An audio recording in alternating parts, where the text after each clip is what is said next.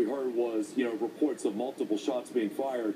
And as we now know, we know that MIT campus police officer was shot and killed. And just like Steve Cooper was saying, and like we read in emails that we have received, he never had a chance. He was in his cruiser, in his car, and received multiple gunshots and was taken to the hospital but died on the way. So he was completely ambushed. But like we now know, this started here at MIT a little bit last night. So the executive vice president of MIT, along with the chancellor, sent an email out to all members of the MIT community saying that MIT suffered a tragedy last night. One of our police officers was shot and killed on our campus in the line of duty. So while the investigation somewhat into his death is still ongoing, what they do know, or what is certain, I should say, is that campus police officer gave his life to defend the peace of our campus. So because of that, they have decided to cancel all classes here at MIT today. They also went on to say that the employees can make their own judgment call if they even want to come onto campus today here at MIT. But again, all those classes are canceled. They also said that they would like to have some sort of get-together or gathering here on the campus at MIT today, but they don't have the details for that. And once they do, they'll send out a further email to everyone in the MIT community. Also, the MIT president, we understand that he is out of the country, but he is on his way back here to Cambridge and to the MIT campus, and is expected to arrive here sometime this afternoon or this evening, because they say he certainly will want to be here with his community during this very tragic time. Again, an MIT police officer, as you say, Reed, we now know he was ambushed. I mean, he never stood a chance. He was in his cruiser when police say these two suspects came right up to him and shot him multiple times. He was taken to the hospital, but I believe it's my understanding that he died on the way. He didn't even make it to the hospital. So because of these tragic events that, again, started right here on MIT's campus last night, they have decided to cancel all classes today. Reed, back to you. Brandon, you were there, one of the first ones there on the scene, and as you described it, you said at least 36 police officers, which, clearly when a police officer gets shot, the response is swift and grand.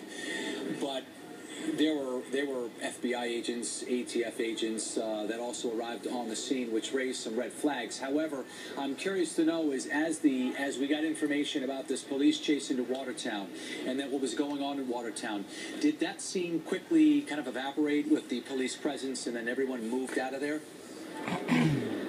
Very quickly evaporated. I remember last night, you and Kim had saw a car you thought driving down the road, one of the roads that was blocked off, and you said, oh, it appears that, they're opening up the roadway because we just saw a car. That was actually just an unmarked police officer, because right when he went around, he put on the siren. So then there was all the attention to Watertown and the situation there. So exactly, Reed. I mean, everybody was, boom, they were out of here as fast as they could drive out here safely. They put on their sirens and took off. So yes, the scene quickly disappeared here. Then there was probably, just a police officer on each block with some of the roadways blocked off in the police tape. And even that, driving around the campus and here in Cambridge, you don't even really see that now. So yes, that's very accurate. All the police officers, I mean, when you said 36, that was just in the first 5 minutes, Reed. I mean, a half an hour later, that had multiplied, a few times. But just as quickly as everything started to happen in Watertown, they were out here. Brandon, as people are now waking up and as people are getting to work, do they know what happened, or are people stopping you? Did people stay out there the entire night and learn of what happened? It wasn't active outside at all. It was almost dead. It was not active. There was very few students. There was 2 students who were at some sort of a cultural event that they were telling me about last night when this all started to happen, and someone came in and said, we don't really know anything. We know there was a shooting. So, we ask everybody to, let's politely end this event so everyone can get home and get safe.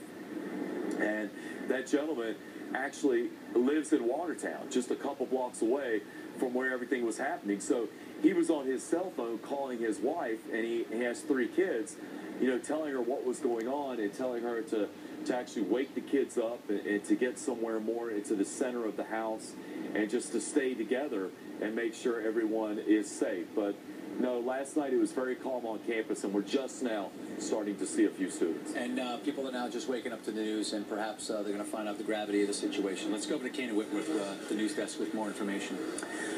Yeah, Reed, so obviously we just heard from Brandon there about the situation at MIT. They've canceled their classes. We are now learning that Harvard is closed down for the day as well. They have canceled classes at Harvard. That is the very latest information that we are getting right now. You just heard from police, in a string of towns here. You're looking at Dan Housley briefly, but there are a string of towns west of Boston. They are just asking people to stay inside. There's no reason for you to leave your home right now. Harvard is closed down. MIT has canceled classes as well. That is the situation at some of our local colleges. I'm sure this will develop throughout the day, along with the closures there at the MBTA. But I'll keep monitoring this, and I'll let you guys know as soon as we learn more. Alrighty, Kana, thank you so much. And Watertown effectively is in a state of lockdown right now. No traffic in or out of Watertown. And then outside of that, the governor has immediately suspended all public services, all public transit services through the MBTA. So no buses, no trains, no subways, at least for now. And as we heard earlier, that as the day progresses, they will try to get some of those services back online, but right now they are taking no chances, and they just want to shut this down, as the state police are calling this a very grave situation, and we are still, waiting to hear information about suspect number 2, where he is, if in fact he is still there in Watertown. But we do know that there have been reports of several undetonated explosives on the streets of Watertown, which of course is a tremendous danger to the people living there, as these explosives, if we've learned anything from Monday's bombing, contain nails and ball bearings that are meant to scatter and cause a tremendous amount of damage. So people in Watertown are being urged and told to stay inside, not to leave their homes. Businesses in Watertown will be closed today. Again, there will be no traffic in or out of Watertown for now until this situation is over, as people there are just going to batten down the hatches. Clearly, schools, they will not have school today. And people there are going to have to take, well, I'm sorry, they don't even have school this week. It's spring break week, so they don't have school. Don't have to worry about that. But everyone is being told to stay inside. Do not answer your door, and only answer your door if you have the state police or another identifiable police identify themselves. Police are doing sweeps of homes, sweeps of properties, trying to find out, to make sure everyone is safe and everyone is secure inside their homes. And actually, that information has been focused on a 20-block section of Watertown, but now they're also saying people in Newton, Waltham, Belmont, Cambridge, and the Allston-Brighton neighborhoods of Boston should also just stay home, lay low while they try to apprehend a suspect. Big developments while you were sleeping. For those of you just joining us, you're looking live in Watertown, where authorities are concerned about potential explosive devices, and they're on the search for a suspect connected to those devices.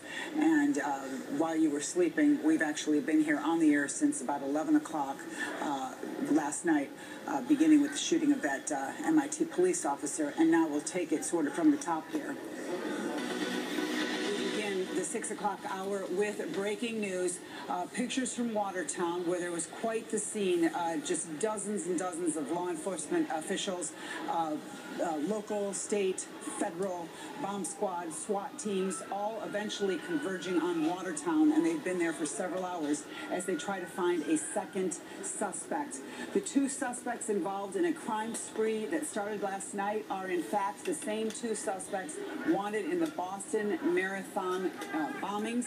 Suspect number 1 in the black hat, identified by FBI about 13 hours ago, is now dead after a shootout with law enforcement. Died at Beth Israel Hospital after they tried to resuscitate him for about 15 minutes. Multiple wounds, and interestingly, also apparently some signs of a blast wound, maybe a victim of one of his own devices.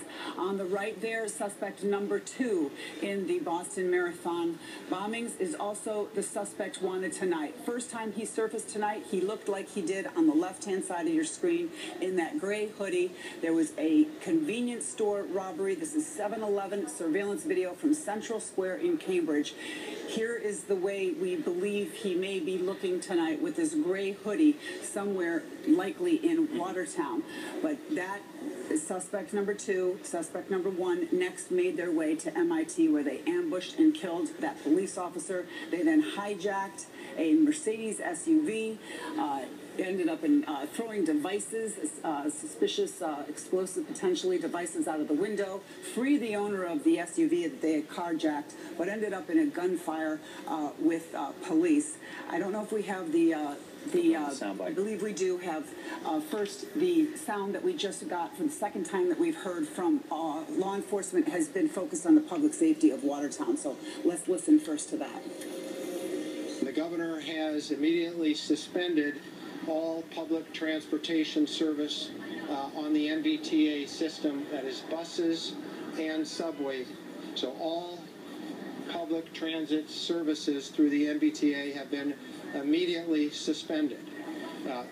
We are hoping that as we proceed through the next number of hours that we will be able to turn back on portions of the system, but the system has been shut down now as a safety measure.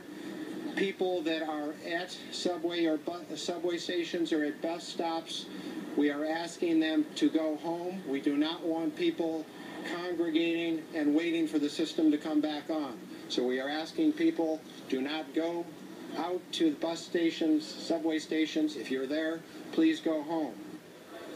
So huge developments while most of you were sleeping, and it started at 10:30 last night. It's now 6:03, and Watertown authorities, with the help of all kinds of law enforcement, are just trying to zero in and capture this suspect number 2, all the while concerned about suspicious devices that may be spread around that city, and urging people to stay indoors. Virtually a good portion of that city and surrounding areas under lockdown, and big changes for much of the Boston area community with MBTA service and the such being suspended. Let's go to Kana Whitworth now for some information on that. Well, Kim, obviously the MBTA being